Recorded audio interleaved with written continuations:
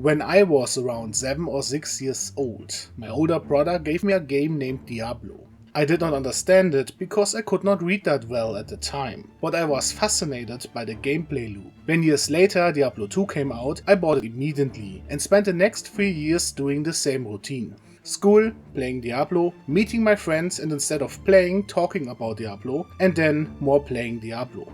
Hack and slash became my favorite genre, and in that gaming era there were a lot of Diablo clones, which we nowadays would call Diablo-likes. Sacred, Titan Quest, Dungeon Siege and Torchlight were my favorite games because they did something Diablo could not provide.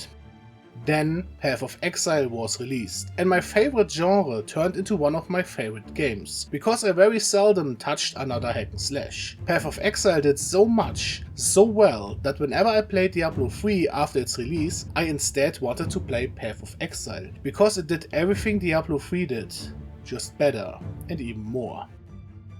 This is maybe the curse of the genre, because the gameplay is in essence so similar between games that obvious superior alternatives will always prevail.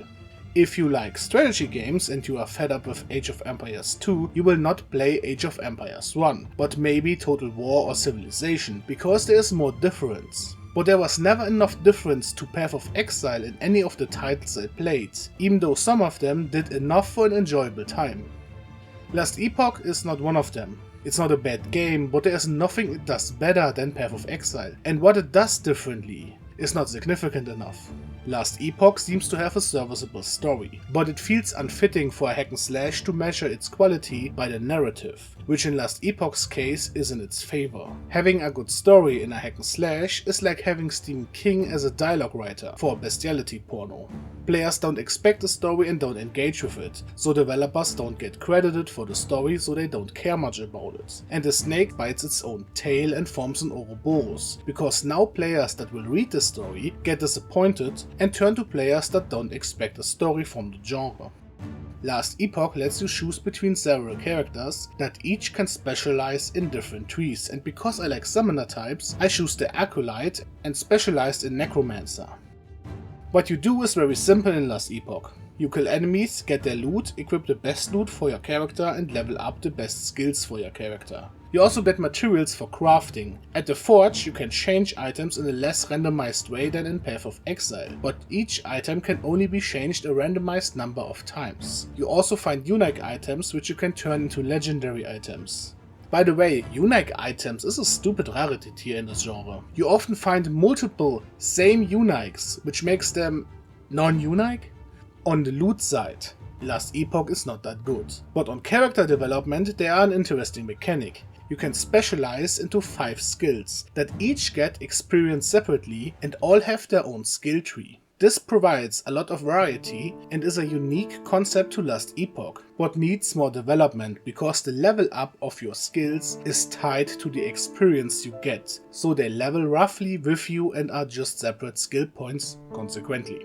The combat is just stats against stats. Rarely you have to evade an attack, and when you do, you get a lot of time.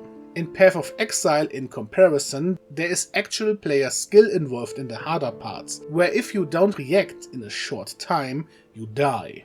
Last Epoch's combat is on the same level as Diablo 2 more than 20 years ago. Run to the enemy, and when you take too much damage, just stay away for a bit or drink a potion. This leaves the world, which is also subpar. You can play through the story or go into the monolith, which I did way too early and forced my way through, until I was overleveled for much of the story. The monolith are random maps with bonuses you can get for the next few maps, and a reward you can see beforehand. It's very simple and underwhelming. There's also the dungeons where you need special keys to enter. Difficult zones, but only because the enemy has higher stats. But no variation of gameplay, like in the corrupted zones in Path of Exile.